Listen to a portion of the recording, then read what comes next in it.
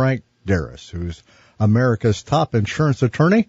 You bet. I represent baseball, I represent football, WWF wrestlers, golfers, tennis, NASCAR drivers, anybody with those, disability accidents, etc. How often do we now see in middle school or high school where one of the things that we're asked to sign before our kids can participate is a waiver?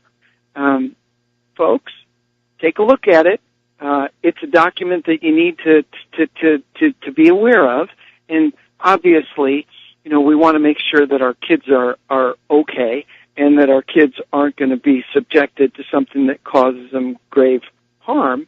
And in football, we've had some serious problems where the waiver has been litigated, and it happened at not only the high school level with concussions, but it's happened many times at the college level with concussions. Unbeknownst to you, Frank, on Monday, I had a physician, a father, and a son on my show. The son, playing football, had a concussion.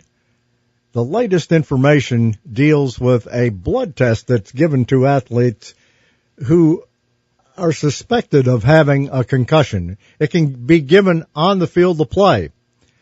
Blood is drawn, and it's much like the test that's given for people who they suspect may have had a heart attack.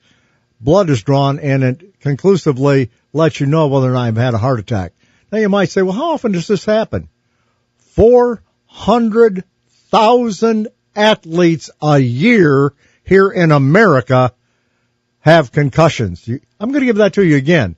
At the high school and college level, 400,000 kids suffer concussions every year.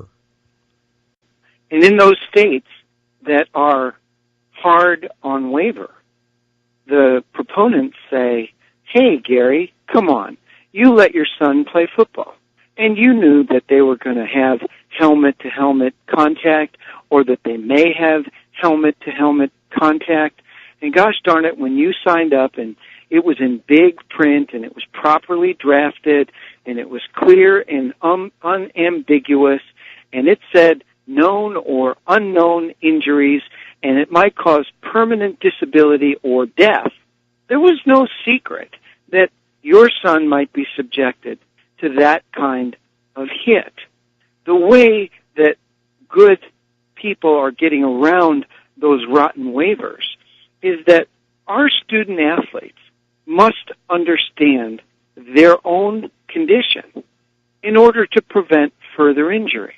And in the concussion setting, you were soft if somebody rang your bell, knocked you out, and you didn't come back in the next series of downs or at least at the quarter. That was a badge of honor that somebody rang your bell and knocked you out. Well, if the athlete doesn't understand because the trainers or the sideline medical doctor that's there is not advising the student about his or her condition, how can they prevent further injury? And newsflash, the helmet is not designed to prevent concussion. It's designed to prevent skull fracture. And we know that the NFL now is taking a hard look at concussions, not because they took it upon themselves to look at concussions as a grave part of early death for the players. And, you can read about the players who suffered multiple concussions, who went to an early grave. It's because there was a major class action on behalf of former NFL players that's now brought this to the forefront. And good. The NFL is now looking at helmets. It's looking at concussion safety. We've got the blood tests.